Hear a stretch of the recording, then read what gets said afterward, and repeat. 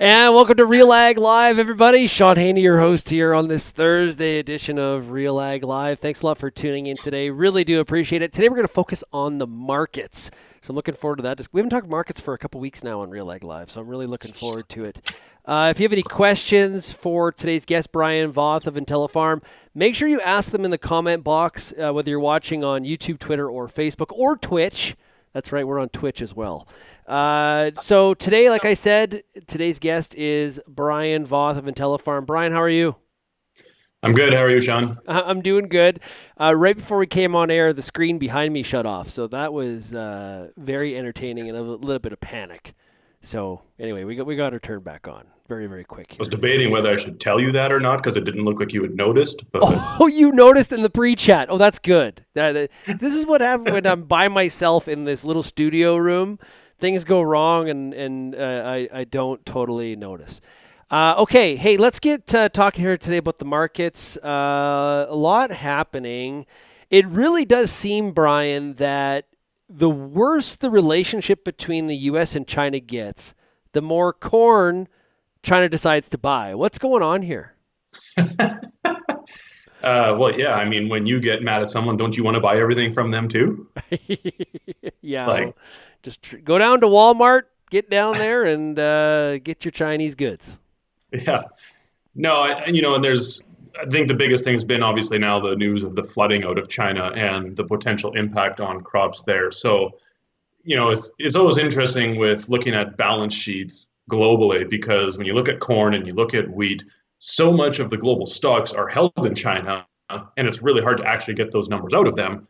So you always have to try and take a guess as to what's actually sitting there, what's actually usable, because that's another question that's come in over the years is how much of their stocks is sitting there and is actually unusable because it's been in storage for so long already at this point. But I think just the flooding was probably the biggest impact, and maybe as an attempt to not have trade talks deteriorate even further than what we've already seen, I guess, at this point. Um, and the question too, how much of it is just posturing from a political standpoint versus, regardless of what the political tensions are like, a country like China is going to buy stuff when they need it, and this would apply to China and Canada, China and Australia. When China needs something, they're going to buy it, regardless of what the political situation is. Yeah, is that maybe like maybe bait and switch is not the right way to phrase this, but that's the illusion that we've been under maybe in Canada a little bit. Early in the canola situation was, hey, our relationship isn't good. We need to improve it so they'll buy more. And what we're kind of finding, I think, is exactly what you just said, is that when they need something, they're going to buy it no matter how good or bad the relationship is. And that just seems to be a fact right now. It's really, really difficult to try to treat them as like if you're running a hardware store, right? You have really, really good customers, loyal customers that come in. You treat them really well. You have a good relationship with them. That's not the relationship from a client standpoint that you can have with China. It's at least right now that's how it seems. Is that fair? Yeah, and when you talk about the canola situation too, a lot of this ties back to this trade stuff, back to the issues with ASF in China. And when you're culling, 40% or whatever the number was of their hog herd, they've lost a huge portion of their demand on both soybean meal and canola meal. And I think that's why in the last 2 years, when you've seen all these trade things happening, it almost put China into the driver's seat because they just didn't need to buy as much, which is why I always found interesting on these talks between US and China that, well, we're going to buy X amount of dollars or whatever it is of ag products. Well, it should be based on what they actually need, not just based on some dollar value, because all of a sudden it skews, you go back to this global stock situation, and all of a sudden it could be skewing that even further because if they're buying stuff unnecessarily, how much more are they sitting on that we can't really peg a number on, right? So, like I said, political things aside, they're going to buy when they need to, and they're not going to buy if they don't have to. And sure, they can shop around options to different places, but on the canola side, where can China source canola in the volumes that they have bought typically? It has to come from Canada. It's It's tough. not an option. We're going to get back to canola in a second here. We got corn in the December month trading at 335 and a half. September at 328 flat. What do you think about those numbers right now, based on the acreage and the yield that is potentially out there? We got some pretty high temperatures in parts of the Midwest. You got high temperatures, but with the planting pace the way it went and no, I guess, major weather issues, at this point, yeah, you're probably looking at an above average yield potential. So, you see numbers thrown around in that 180, 182 range. All of a sudden, having 5 million less acres than what was originally anticipated gets offset somewhat by having that higher of a yield. And in terms of market reaction, when you saw that acreage report come out and, at 92 million acres instead of the 97 that was originally projected, that is a huge change. Like that's, almost a billion bushels right there. But the market rallied 40, 45 cents a bushel and very quickly gave all of that rally up. And that to me is the more concerning part, is that the market basically said, well, we don't really care if there's 5 million less acres of corn. There's still an abundance of corn no matter how you look at this. And that to me is the biggest issue with corn going forward for this year, is just we are so oversupplied and lacking the demand function to offset it. And the ethanol situation, we've got some states that are kind of, I don't want to say they're going back to totally lockdown, but people are being encouraged to follow social distancing principles, probably a little bit less driving. I haven't seen the last week over week changes to gasoline demand, but we've got to be some concerns on the ethanol demand for the rest of the summer, I would think. Well, the rest of the summer and then, even going into winter. Until basically, to me, until commercial travel actually picks up, and I'm talking like airline stuff, that has to pick up back to even somewhat close to 2019 levels before you're going to see any kind of surge on demand for energies. And that's the real issue here, is there's just that total lack of demand. And so this is where, we're talking about the RFS debate too. How long does an industry get propped up when there's no demand? And again, to me, this all just ties back to there's going to be an absolute abundance of corn around in the US this year.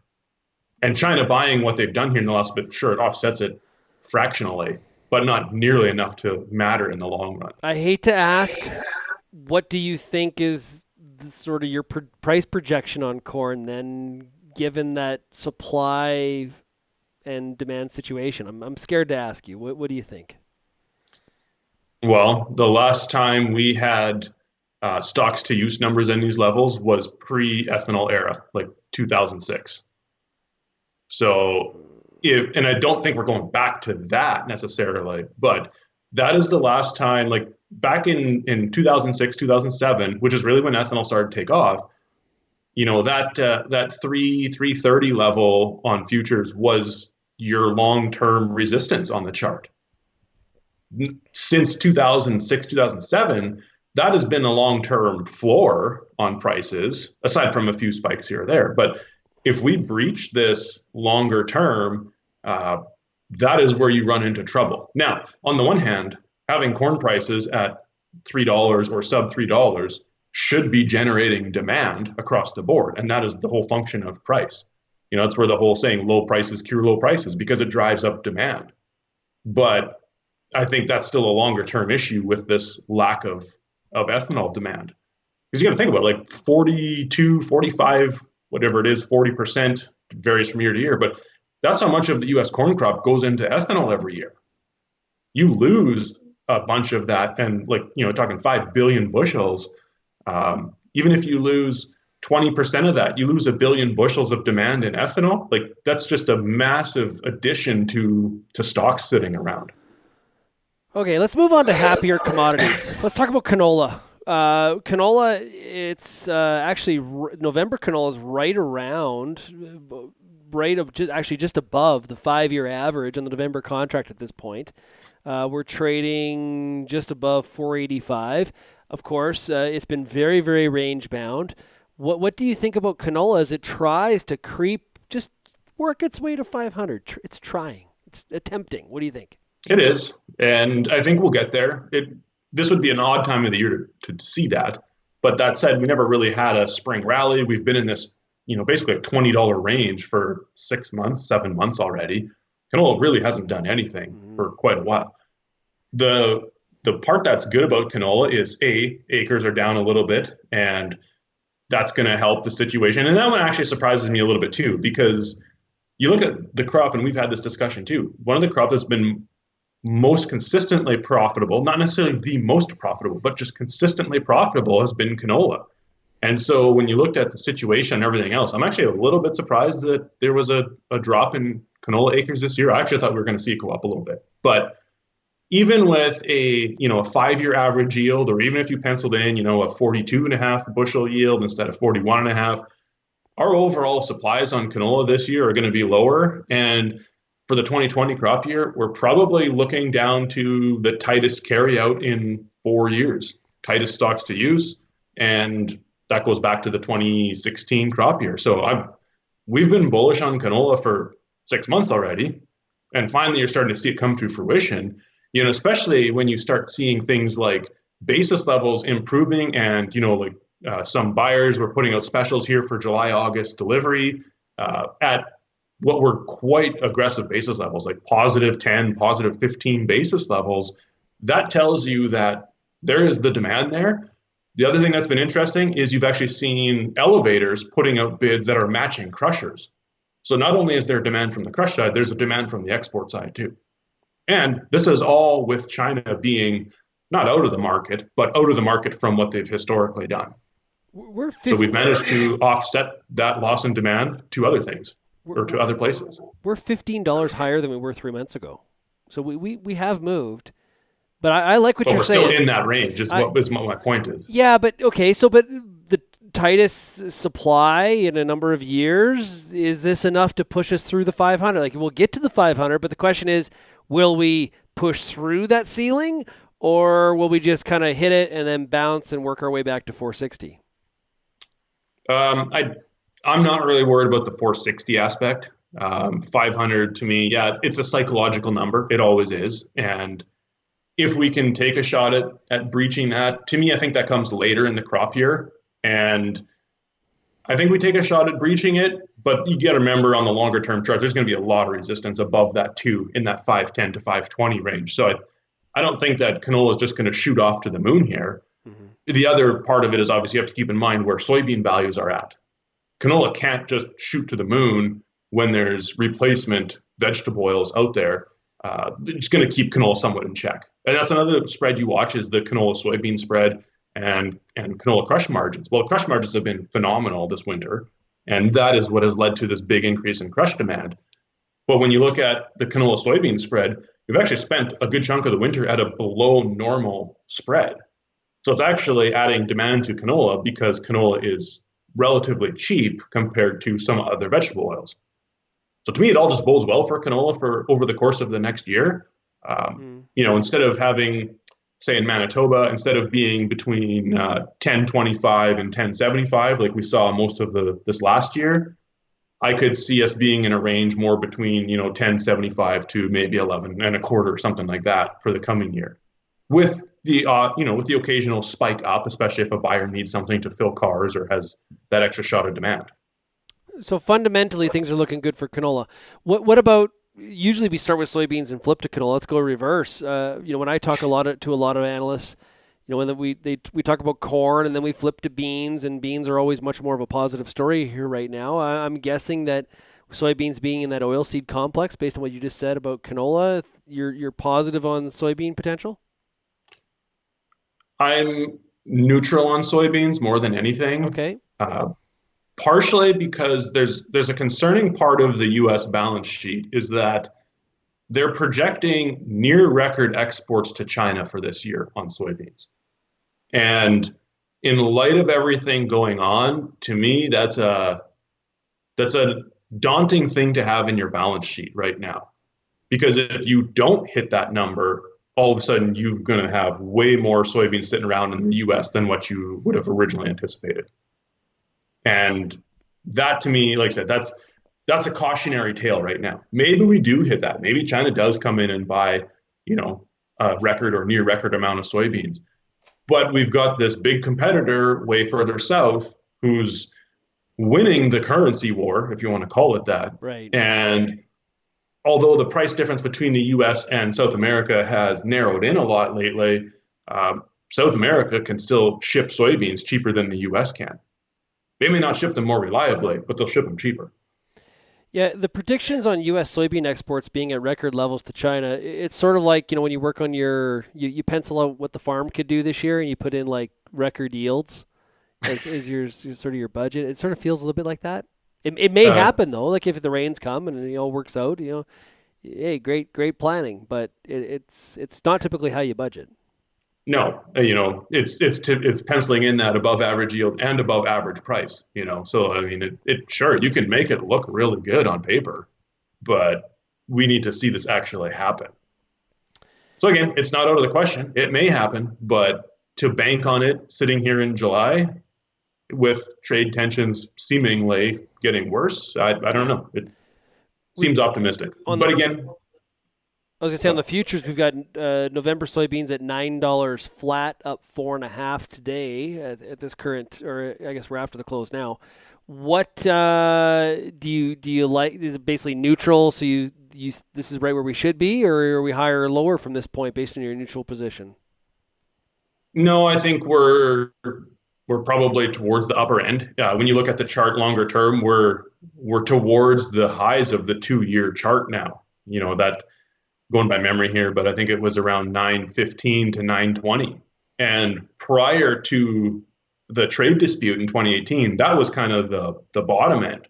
So now we've hit this, 915, 920 range over the last 2 years, and we're getting right there. Now, again, it may take a shot at pushing through there.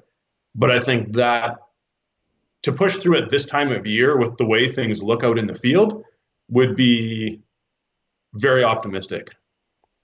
I'm looking at that soybean chart, the 5-year chart on the November future. Man, those $11 days, those look a lot better. Yeah, $11 soybeans at 45 bushels an acre makes a lot of money. Yeah, 25 bushel soybeans at $10 doesn't. right. $12 back in 2016. Yep. How do we sign up for that? Where'd that go? That's like the days of like yesteryear. Just a lot better, man. And it was a sharp rise. We went from like I'm on my tablet here, so I can't totally get the exact numbers, but we went from like $8.50 to $12 in like less than 6 months. That was a ride, man. Yeah, those were fun times. It was really hard to severely mess up your marketing plan in a situation like that. Yeah, exactly. Oh, yeah, the better days. What Or about? we could talk about 2008 or 2012 when we had, $17 soybeans and $8 corn, I guess, if we're going down that memory lane. But Oh, remember that? I do. Oh, Do you remember people passing up $8 corn because what if it goes to 9? yeah. We take $6 corn right now. $5 and, corn. and that was the funny part. There was people that, passed up $7 or $8 corn, sold it for $6.50, and were just mad as hell about this because it was $1.50 lower than what they could have had. Yeah. Well, that's the grain marketing plays with your mind. I'm telling you, man. Oh, 100%. Let's talk about spring wheat. What are your thoughts on that? I can't tell you my honest thoughts on that one because it's probably not rated appropriate for this show. Well, it's that bad? Well, I don't know. Can you paint me a case where it looks that good? Oh, well, it's always the one where somebody will surprise me and say, you know what? There's a case here. There's a chance. Yeah, it's sort of like, if this star was here and it aligned with this star, and then, it could happen. So you're saying no? Well, I mean, if we go to movie reference and say there's a chance is 1 in a million, we are saying there is a chance, yes. But Okay. oh, you're not getting the movie reference here? Dumb and Dumber? I know. I love Dumb and Dumber. It's like Oh, okay. Well, I'll just make sure. Lloyd Christmas, man. I'm all over it. Okay. So what is the problem? Is it a supply issue or a demand issue? It's both in that if you're looking just at spring wheat, it's not as bad as wheat as a whole. The problem is trying to compete with Russia. And keeping in mind that the global market for wheat is not for, a number one high protein spring wheat. Hmm. We've had a good surge of exports here on wheat out of Canada in the last couple of months. So at least that's helping keep the Canadian situation a little more in check. And we'll see what demand ends up being going forward this year, obviously. But the problem with wheat, and just take wheat as a whole, is that everybody in the world grows it. And with Russia being the powerhouse that they are on wheat, it takes a severe issue in Russia to make a case for better wheat prices around the world. Now, there's always going to be weird things like 2017 when we saw that $3 a bushel rally in 6 weeks or 8 weeks, whatever it was. But that was, oh, shoot, the US isn't going to get their acres in the ground. And then the funds jumped on it and pushed it way further than it ever should have been. And then we've trailed off ever since 2017. Like if you look at that 5-year nearby wheat chart on Minneapolis, the last 3 years, the theme song would be like a sad trombone. It's just, you get these little spikes here and there, but overall, it has just declined for 3 years straight. We were to the point that we're now back to these 10 and 12-year lows. We were clinging to the COVID-19. People were going to bake more. We had that. That was like a couple week thing. Yeah. It was a good theory, but like most theories, it looked good on paper. Okay. So this is why, so on that note, you look at prairie crops this year, pulses, I think people do quite well. Oats, oats fine. It's some of these non-traditional, we grow them here in Western Canada, everybody else is interested. That seems to be like with the spot rate now in 2020, the good place to be in terms from an acreage mix. Well, and that's the benefit, I think, of Western Canada is we have those rotational options. When I look at things south of the border, and when you're growing, primarily corn and soybeans, maybe you rotate a winter wheat through there, whatever. I look at that and I'm like, that's a tough thing to me to wrap my head around trying to manage price risk on something like that. Whereas at least in Canada, we have a lot of farms that are growing 4, 5, 6 different crops. And that could be on 1,000 acres. It could be on 30,000 acres. But we have those options. And so I agree. I think from the pulse side, the lentils conditions are starting to deteriorate a little bit. I think we're seeing that on the weekly crop reports. And generally, as conditions deteriorate, yield tends to do the same thing, or yield potential tends to do the same thing. So lentils are going to have a very tight balance sheet this year as a whole. I'm not talking about specific breakdown here. And peas, interestingly enough, when you start looking at yellows, the supplies are still going to be down this year. So I think yellow peas are going to be very well supported here. Green pea prices probably going to come down because we had a very wide spread between green and yellows over the last year because green supplies were down so tight. And what you saw was, if you broke down those acres, like a big increase in green pea acres. No surprise when you're talking about a $2.50, $3, $4 spread between green and yellows, it's going to buy acres. Yellow acres were actually down. And so using projected demand numbers now, peas are actually going to have their tightest carryout in 4, 5, 6 years, something like that. So I think the pulse side there is actually quite supportive out of Canada. And it may give us an opportunity to wait for those selling opportunities on wheat because they're going to be there. It's frustrating to watch a market do nothing day after day after day. One of our advisors was a grain merchandiser for 20 some years with Viterra, and he said, right, he's like, well, there's pretty much 5 days out of the year that are a good chance to sell wheat. And we've just been in one of the other 360 days for the last however many months already, right? So I think about that pretty regularly these days. Harsh on wheat. Lara wants to know, Brian, what's your outlook on potential protein premiums for wheat? That's going to be an interesting one because we are already seeing some elevators put huge discounts in for low pro. for new crop. I looked yesterday, I think it was, and one elevator had from a 13.5 to a 12.5 Pro on hard red spring was a 60-cent discount already for September and beyond. Yeah. So I don't, I guess with the lack of heat and the lack of hot weather, the idea being that, well, we might have more low protein wheat around this year than what we've had. Um, Generally, we'll see if that happens. Then you should have some pretty good premiums for high pro. But if you've got low pro, it's going to not be so good. Now, this is all hypothetical at this point because nobody knows at this point. And over the years, over the last 10 years or whatever, I have bugged agronomists year after year and said, like, is there not a way to figure out in season what our protein levels are looking like on wheat?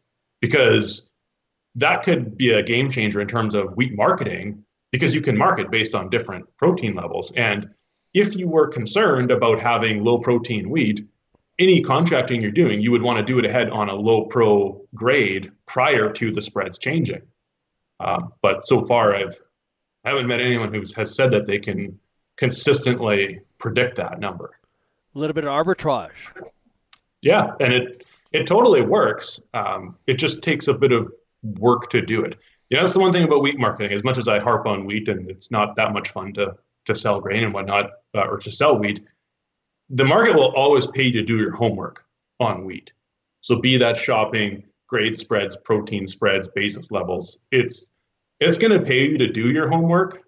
I'm not saying how much it's going to pay you, but it will still pay you to do your homework and shop around rather than just, well, I guess this is what I'm getting from this elevator, and that's just the way it is. Yeah, taking your sample around 2 or 3 places, maybe 4, depending on how well serviced your area is, and finding out what they think about the grade spec. Exactly, and that's always been a hang-up of mine is this subjective or visual grading system on wheat in Canada, because you can literally take the exact same sample bag, go to 3 different elevators, and get 3 different results. So it's frustrating to me as a numbers person that we don't have a better system for this, that there's nothing mechanical that can actually just put a sample, like protein. You put a sample in, your protein level should be the same no matter where you go. But it's that grading aspect that drives me nuts. Greg Stamp from Southern Alberta wants to know, how about feed grains, barley, feed wheat? What do you think about that? Barley, I think, is going to stay very well supplied again this year. There wasn't as big a drop in acres as what we would have thought there was going to be. That said, I think with prices having already come down a little bit here, probably you're just going to see a smaller range in barley prices this year. And I think right now, a lot of barley prices are getting back down to kind of where the feed wheat prices are getting and feed corn. They're all kind of converging to a point where there isn't really a winner one way or the other, but we're definitely going to have, I think, more than enough feed supplies, especially if all of a sudden harvest doesn't cooperate and we end up having more feed wheat than what would have been originally anticipated too. So that's always one factor that we have to think about going forward. Take a year like last year, we had a lot of feed wheat just because of the way harvest conditions were, and that was competing with huge barley production as on top of that. Yeah, every Thursday we do the Farmer Rapid Fire on RealAg Radio, and I frequently ask growers, which crop looks the best? I'm telling you, I hear a lot of barley, across the board. And some people say wheat as well, but I hear a lot of barley. Well, and just, in talking with clients across Western Canada, overall right now, things do look very good. But we also have to acknowledge that we're still a month to 6 weeks to 8 weeks away from that being in the bin, depending on the crop, obviously. So it looks good right now, which is also, to me, a good opportunity to start adjusting your marketing plan if that's the case. Not to segue away from crops, but you have to factor in yield potential into your marketing plan from a bin space perspective for sure, but also from a profitability aspect. And if all of a sudden your yields are looking 10%, 15% higher, maybe you need to be adjusting what you think is realistic as a price target then too. Good point. So if you look at some of the major crops, there's always just, a lot of farms don't have the bin space for everything, especially, that also depends on what the yields are on a given year. But which of these major crop types would you be maybe holding on to and looking for some brighter days ahead. Obviously, the one you're maybe the most long term bullish on seeing some lift between in the next 12 months. I think I would be. We've already sold pretty aggressively on corn when we've had good opportunities because obviously I'm pretty negative on that one. Barley, I think if you've got good opportunities, I would be moving some of that earlier. The ones that I would hold, probably pulses, so peas, lentils, wait into the winter on those a little bit, and canola too. I think those three are probably some of the more bullish aspects or have the better balance sheets to support better prices.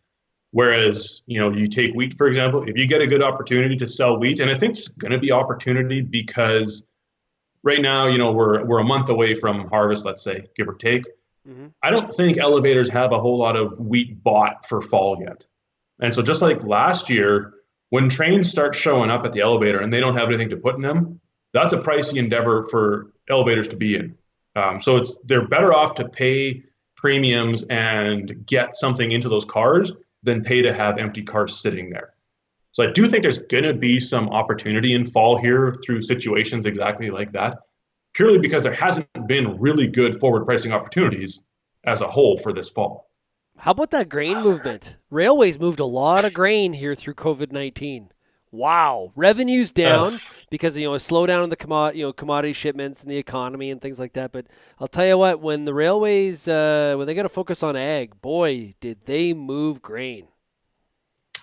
Yeah, it's kind of nice to know that they can do that.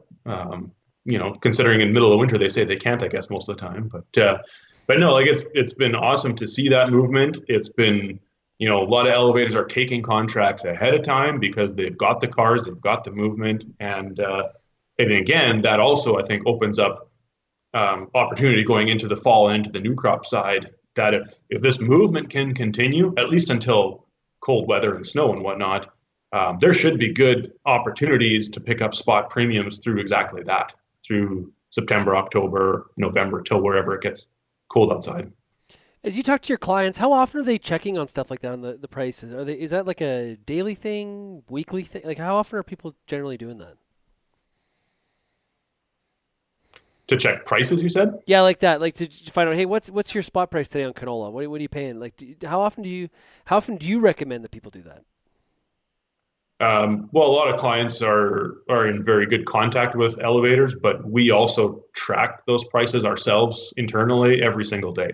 Hmm. So we have different zones or different regions where we can actually look at and say, okay, well, here's the average price for canola or soybeans in the Red River Valley, or here's the average price for barley in central Alberta, whatever it may be. We track those internally, partially to have our own data, but also to start building baselines on what is an average price or what's an average basis or that sort of thing. And for different times of year, like what's an average harvest basis versus what's an average January, February basis, because those things change throughout the years. And, we have to factor currency in, we have to factor all that stuff in. But again, I'm a numbers and a spreadsheet junkie, so this is kind of right up my alley. Self-professed spreadsheet geek. 100%. And Slave of because of that, a Excel. lot of clients, they know that we know where the prices are at, so they don't feel as compelled to have to talk to a buyer every single day and know where prices are at. But on the flip side, when specials come out, there are times that we won't find out about that, but our clients will, so they'll let us know that sort of thing too. Okay. Okay. Okay. So what we learned today was corn's in the crapper. Wheat is hopeless. We like canola and pulses. We are bullish on those. Good fundamentals, with some underlying foundation there for some strength. And we were lukewarm on soybean. We're sort of neutral on soybeans. Is that the best way to describe it? I would say so, yeah. And I think that bodes well for most of the Canadian farmers because soybeans are limited more or less to the Red River Valley than anything. So when you're talking pulses and you're talking canola, that's obviously much broader across Western Canada. So I think it bodes well for that.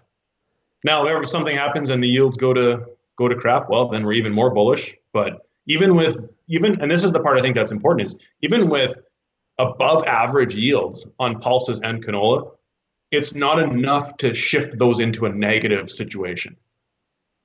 Okay. Well, and if you want to break it into region, it's not good for Eastern Canadian growers that are focused on beans and corn. There's not a lot of not a lot of positive stuff there, unless you think the basis is going to swing in a positive direction. Well, and that's always an interesting conversation here too. I had lunch with Philip Shaw the other day, and Oh, he and Phil, hey, at Agrodome on Twitter. exactly, he's about half an hour straight south of me, and so I was like, I need to get out of the house and actually just go drive around and talk to a farmer. And since he's the only farmer I know out here right now, that's where I ended up. Uh, And so we were talking about this, and he and I have had this debate over the years too about what's more important, futures or basis. And in Western Canada, it's to me it's futures, but in Eastern Canada, he tells me it's basis more often. And this is more on corn. He said in the last year or two, corn basis has moved more overall than what corn futures have done. yeah. And so it becomes a much bigger factor. The other thing that I didn't know is that they don't have grain cars, rail cars in Southern Ontario. Well, you just haul right to the terminal. Well, yeah, but I never even stopped to think about that. I mean, there's train tracks, quarter mile from my house here, and it's a main line for CN, and there's trains going by all the time. But I never actually paid attention to the fact that there's no grain cars on there. It's all oil cars and vehicles. Yeah. A lot of car trailers. It's when you see those car trailers at first, you're like, "What is that?" They have a very unique look to them. Yeah, and if you pay attention, you can actually see through the screens and try and figure out what kind of vehicles are actually in those things. So Yeah. it's When we used to go down to the U.S. pre-COVID, back in the good old days. back in the good old days, we would go to a lot of baseball tournaments in Spokane, Washington. We would always pass a BNSF yard, about 45 minutes out of town, and you'd just tons and tons of auto cars behind those trains, obviously headed overseas. Yeah, and like I said, that's a lot of what I see going down the tracks here. And just 25 minutes to the west of me in Sarnia there's massive energy production coming out of there, lots of natural gas and whatnot. And so it's really interesting to see. I've been really looking forward to go checking out Detroit, but since the border shut down basically the week I got here, I haven't had that opportunity, and I'm not sure that they'd like it so much if I took my boat across the river and just went checked it out that way. So They don't. No, that's you shouldn't do that. Yeah, especially now. well, yeah, I mean, so I can see Detroit when we're out on the water, but haven't been able to go visit it. You sound like Sarah But Palin. yeah, I can see Russia from my house. well, maybe a little bit more water in between us or for her, but yeah. Detroit's a great spot to go see a ball game at Comerica Park. It's beautiful. It is Uh, gorgeous. Gorgeous. And Phil and I have talked about going to watch a Pistons game for the last few years, and we're like, oh, I'm finally here. And then it's like, well, I guess we're not going to watch a basketball game anytime soon either. So Yeah, well, let's finish off there. Who is your pick for the NBA championship as they are about to get rolling again in this NBA bubble? Who are you picking? I don't even know how to pick someone right now because the whole setup is so bizarre. I think it's obviously you have to look at the Lakers as a contender as much as my wife is going to glare at me from the other room for saying that. Yeah. I think you have to look at them as a major contender based on the season going in. Diehard Mavericks fan, I'd like to say that, but I'm not sure that we're really in contention for that. So, Are the Mavs one of the teams included, or are they out? well, what did they finally decide now? It was 22 teams that are going to be in? 24, I think. Yeah, see, I kind of stopped paying attention after a while because they kept changing how they were going to do this and whether they were going to do it and whatnot. And Yeah. I'm just looking forward to actually being able to watch basketball again, almost regardless of who's playing at this point. It's gonna be weird with no fans. I'm not gonna lie to you. It's Yeah. odd. I've been watching some of the baseball preseason, and it's very empty. The bat sounds different. I saw Fox Sports on Saturday. They have figured out how to digitally put people in the seats, so it honestly looks like you're watching a real game inside of a video game. Are they very flat, like on an old school video game, and just going like this, or Yay! Go Blue Jays! Yay! It's the same I mean, guy doing. yeah, I've heard about the piping in the sound. Like you can send in a audio clip of yourself cheering or booing or whatever, and Yeah. they'll actually play that through the arenas. But I I've don't, also heard some in baseball, some of the teams, you send in a picture as a season ticket holder, you send in a picture of yourself and your seat number, and they'll put you in that your picture in that seat. oh, I heard that as well. I still find that a little bizarre too because it's not really what I paid for as a season ticket holder, I don't think. Yes, But I'm not getting full value. No, no, this is and not good. and I think from a from a player's aspect too, it's gonna be weird. And you see Yeah. some of the interviews, and they're not really for this or really happy about this, obviously. But whatever, I mean, they're being paid to do a job and paid relatively well, I guess. So they are going to have to do Relatively. it. Relatively. Well, yeah, they got to eat too. So So the only sport where and people are like they're like NASCAR not the same without the fans. Really? Like when does the driver notice the fans as he's going around at 200 kilometers an hour in NASCAR? I don't get that. Hey, I got another marketing question before we wrap up. We actually haven't talked about these two commodities. Jim Hale from Lancer, Saskatchewan, who is also a guest on today's Farmer Rapid Fire, I should add, on RealAg Radio. Jim wants to know about flax and durum. so Durham, when you look at the trending conditions, and they've gone up over the last couple of weeks, that generally is going to mean better than average yields, or that yield potential is going up. That said, the overall supplies are probably not going to be much changed from last year, even with a bigger crop this year and better yields. So the durum outlook, I think, is still actually, as a wheat as a whole, durum is probably going to be better looking versus some of the other classes of wheat. But again, similar fundamental situation to what we had this last year. So if that's $8 durum, give or take, or something like that, I think that's not an unreasonable expectation. Flax is an interesting one because the increase in acres was a lot less than what most people were thinking we were going to see, particularly when you looked at where flax prices were this last winter. When you're talking $13, $14, $15 flax, generally that's going to buy a bunch of acres. I mean, and it did buy some, but not nearly the increase that was expected. So although the flax situation is going to be, a little bit more abundant than what it was this last year, it's still not overly burdensome. If we had seen that big increase in acres, because flax is such a small commodity overall, it doesn't take much to all of a sudden change that fundamental situation. And that's where you can get those huge price variations and go from $15 flax one year to $8 flax the next year, because the market can only use so and so much flax. Yeah. But so I think flax is, maybe take a little bit of the shine off of what we had in the last year. But I think flax is still going to be, price-wise, going to be very well supported, just probably not as aggressive as what we saw prices in the last crop year. Probably a lot of bins got cleaned out this past spring on flax. The prices weren't too bad, so we probably, I haven't looked at any of the carryout, but we had to clean a lot of bins out. I haven't seen the latest numbers yet either, and we'll get some of those final numbers here because of the crop year coming to an end here next week. When we start to see some of those year-end numbers here, I would agree. Some of that 10 and 12-year-old flax probably finally saw the market, maybe, but it's kind of like canary seed. You can store it as long as you want and hit the home run once. Yeah. We had a guest on here that called canary seed the Charlton Heston of crops. You can rip it from my cold dead hands. Yeah, I just thought that was called the retirement plan, but yeah.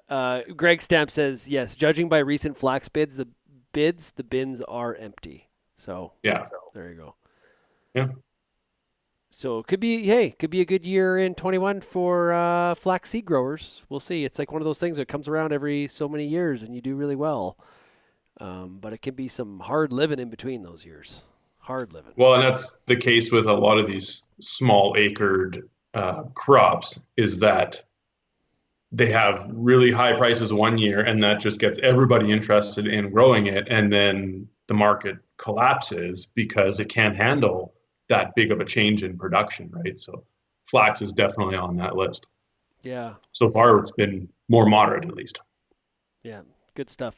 Hey, Brian, really appreciate you joining us here today on RealAg Live. Awesome stuff. Hey, if somebody wants to get a hold of you at Intellifarm, how do they do so? Best bet would be to visit the website, Intellifarm, INTELLIFARM.ca, and click on the contact us page, and you'll end up in one of our hands at least. Awesome stuff. I love talking to Brian Voth. Great, honest, transparent view of what's happening in the markets. Love it. I wish you were a little bit more bullish on corn, but I get it. It's a tough one to give love to. It is just I, not good. I know I live close to the U.S. border, but that does not automatically make me bullish on corn. Sorry to burst your bubble.